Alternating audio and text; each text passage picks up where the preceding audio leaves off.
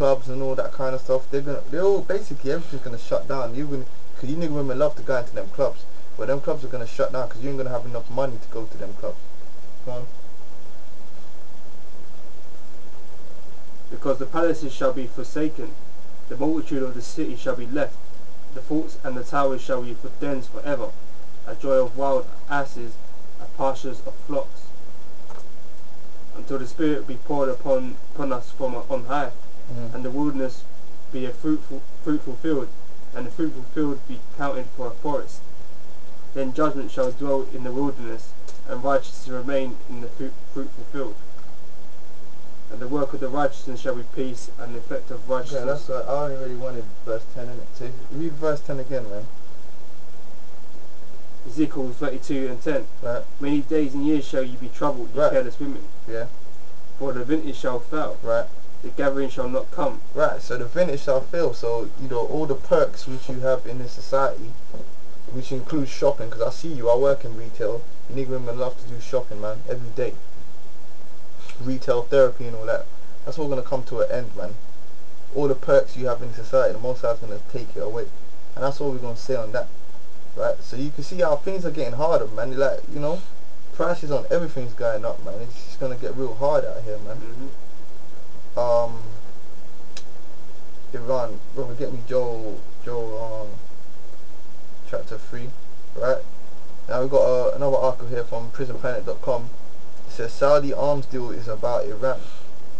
It says this month the US administration notified Congress that it intends to complete one of the largest arms sales in history. Which is another hypocrisy because America say they're about peace, right? To one of the most repressive regimes on earth. Slovakia. Saudi Arabia has been given the green light by the administration to spend $60 billion on some 84 new F-15 aircraft and dozens of the latest helicopters and other missiles, bombs and high-tech military products from the US weapons industry. So the American, military-industrial complex at work again, trying to make profit of war. Joe, bro. Joel, sorry. That's a three. So basically, when you break it down, right, this is all about Iran. Right? Iran is basically not Saudi Arabia is basically when you break it down, you can read through the whole article, but for the interest of time I'm just gonna break it down. Iran is the enemy of America basically. They're in cahoots with China and Russia and so forth. You got the the so-called communists, and the sectarian Muslims versus the American side. They split up the world. So basically what you're having is Saudi Arabia, they're like a puppet for America. America's arming Saudi Arabia in preparation for the war, right? Because it's twofold. America's going to have a few allies, but in the end all their allies are going to turn upon themselves. They're setting themselves up because Saudi's going to end up using them same weapons that America's selling them back on them Americans, because that's in the scriptures. But get me verse 9. Let the weak say I'm strong. Yeah. I'll read from the verse 9. Yeah. Joel chapter 3 verse 9. Proclaim ye this among the Gentiles. Prepare war. Wake up the mighty men. Let all the men of war draw near. Let them come up. Beat your plowshares into swords and your pruning hooks into spears. Right. Let the weak say I am strong. Assemble yourselves and come, all ye heathen, and gather yourselves together round about, till cause thy mighty ones to come down, O Lord. Right. So, and that's obviously happening right now because 60 billion is a lot of money to be spending on military arms. That's not no small fry amount of money. That's not your average drug dealer, spending 10 grand on a little small arsenal, of a couple of weapons. This is big thing. They're getting helicopters, F-15s and all that kind of stuff. So they're becoming strong. Okay.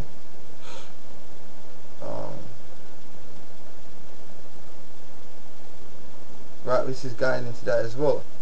In fact, give me verse 3 about the valley of Jehoshaphat. Yeah. Joel chapter 3 verse 3. Is it 3 or 2? 3 verse 2, sorry. Yeah, verse 2. I will also gather all nations and will bring them down into the valley of Jehoshaphat. Right. And will plead with them there for my people and for my heritage Israel. Right. whom they have scattered among the nations and parted my land. Right. So the Lord said He's gonna bring them down to the Valley of Jehoshaphat, which is that Middle Eastern area, which includes the Persian Gulf. Now we've got this article from Press TV. It says U.S. deploys fourth submarine in the Persian Gulf. So they've got the fourth submarine that we know about down there. They also got the four aircraft carrier, plus the armada of destroyers and all that madness they got down there. Around the coast. The French have got submarines down there. The Chinese, everyone's got under the disguise of this whole thing of fighting piratism down the east coast of Africa. You got a whole heap of men's got ships and weaponries down there in that area, in that vicinity. So that's just fulfilling the prophecy. The Most High is gathering the heathen for Armageddon, which, if you don't know, that's World War III. So we're getting close to this thing, man. Right? How long? It's like if you it's a time bomb, you know, or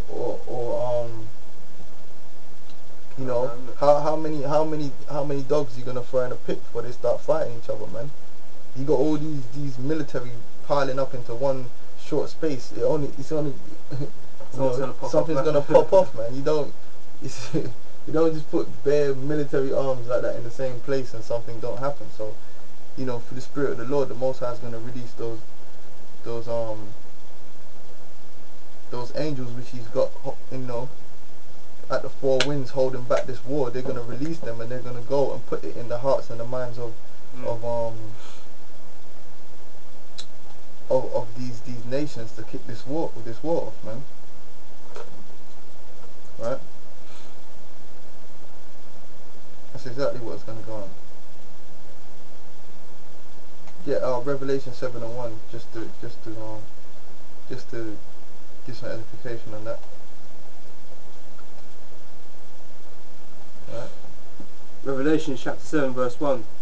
And after these things I saw four angels standing on the four corners of the earth, holding the four winds of the earth, that the wind should not blow on the earth, nor on the sea, nor on any tree. And I saw another angel that's cool. So there's actually four angels who are holding back this World War III destruction, man. But the Most High is going to cause them mighty ones, you know, you're going to cause them angels to put the spirit on Amalek first, you know, to really kick this thing off. And then it's going to go into overdrive, man. And then you know what's going to happen after that. Our King Yahushua is going to return in glory, kick some ass. Okay, now we got another one here. Give me Habakkuk chapter 2 verse 5. You know, neither does he keep at home, because we're already in World War III, right?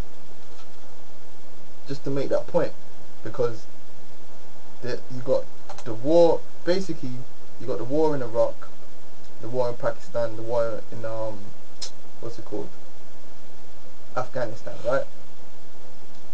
Then you got the war, the so-called drug war, which they're fighting over there in Mexico. Then you got that's two regions. Now you got this Yemen and Somalian beef that's going on. So that's multi-regional warfare, multi-nations, man. NATO's involved in that. Basically, we're already at world war. It's just not escalated, you know. So the article here says U.S. seeks to up military role in Yemen. That's why they had, if you've been watching the news, they had these fake bombings coming out of Yemen, which they got their al-Laki, that Ishmaelite or whatever he is, Muslim heretic who ain't nothing but double agents, setting up this false flags, man, so that they can go in and blow the hell up out of some Yemenis. Because he's a devil, man. He's that red horse. You got that? Habakkuk chapter 2 verse 5. Yea, also because he transgresseth by wine. Hold on. That might not be it might be in verse 6. Neither keepeth at home. Is that it? Oh yeah, go on. Yea, also because he transgresseth by wine, he is a proud man. Neither keepeth at home, who enlargeth his desire as hell, and is as death, and cannot be satisfied, but gathereth unto him all nations, and heapeth unto him all people. Right, so the scripture says he never keepeth at home. That's why this so-called white man, he's got military engagements, not only bases but engagements everywhere, because he just can't stay at home, man. That's one reason why his empire is crumbling, man. Just like Rome, because it's the same man. They can't help it. Did you finish that scripture up? You should make it verse 6. No, that's right. Yeah. Get me Revelation 6:4, please, dog.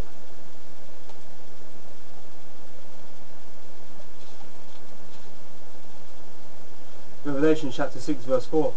And there went out another horse that was red, and power was given to him that sat thereon. That was red. What's the name of the so-called white man's nation? Adawam, which means what? Red. That's the red horse. That's the red power. Horse represents power. Carry on. And power was given to him that sat thereon to take peace from the earth. Right, that's what the white man's doing, man. I keep forgetting the name of the documentary, man, and I keep trying to find it, but there was one documentary going into, for the past 50 years, basically all the wars on the earth have been instigated by the CIA. Africa, whether it was Africa, South America, Asia, all the regions as well, the CIA, Mossad, MI6 always got a hand in it, man. Setting up regimes and toppling regimes. So-called white man is responsible for a lot of death on this planet, man. And he's gonna be responsible. In the end, he's gonna be responsible for his own death, man. Because it's all gonna come back to him. You reap what you sow, innit? That's a simple. Okay. You want up? And that they should kill one another. Right. And there was Esau even kills himself. That's what happened in World War I, World War II. Esau had basically fought against himself. I wish he's going to do that again in the World War III. Russia versus America. Go on up. And it was given unto him a great sword. What's that great sword? What's the greatest sword on this earth? Nukes, man. The ICBM with the nuclear warhead, the thermonuclear warhead attached on top. Right? Go on up. Is that it? Yeah, that's what we're going to. Okay, yeah, that's it. Now we've got another thing here from the telegraph.co.uk. It says here QE2, which means quantitative easing 2, which is another way of saying let's print more money out thin air, risks currency wars and the end of the dollar hegemony. As the US Federal Reserve meets today to decide whether its next blast of quantitative easing should be 1 trillion or more cautious 500 billion, it does so knowing that China and the emerging world view the policy as an attempt to drive down the dollar. See, so they know really it all goes back to the Illuminati, because they're trying to destroy all the world currencies to bring in the chip.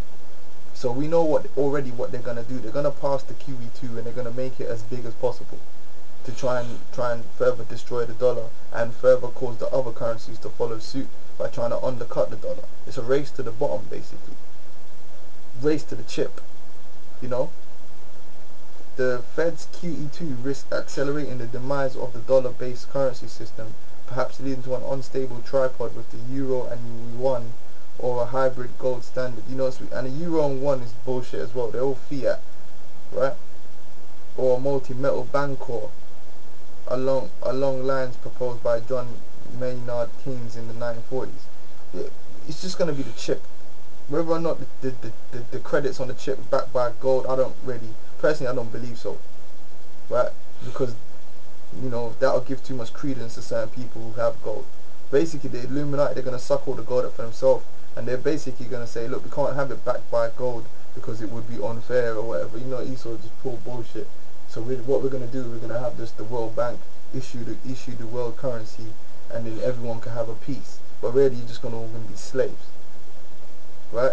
That's just what it's going to be anyway. Right? Get me that, just bring out something on the chip again. Let's bring out a scripture on the chip, because that's the future, man. If you want to know where the currency wars, where the dollar's going, you got to know, if you believe in the Bible, the dollar's not going to exist, the pound is not going to exist. The only thing that's going to be instituted, the future, is the chip, the mark of the beast. That's what people are going to be using. Revelation 13 and 16. Yeah. Revelation chapter 13 verse 16. And he calls them all, both small and great, rich and poor, free and bond, to receive a mark in their right hand or in their foreheads. Right, that's the RFID chip. If brothers don't know, the RFID chip, what's it called? Very chip. Very chip. Oh, it's also called positive ID. What's RFID mean again? Something. Radio frequency identification or something.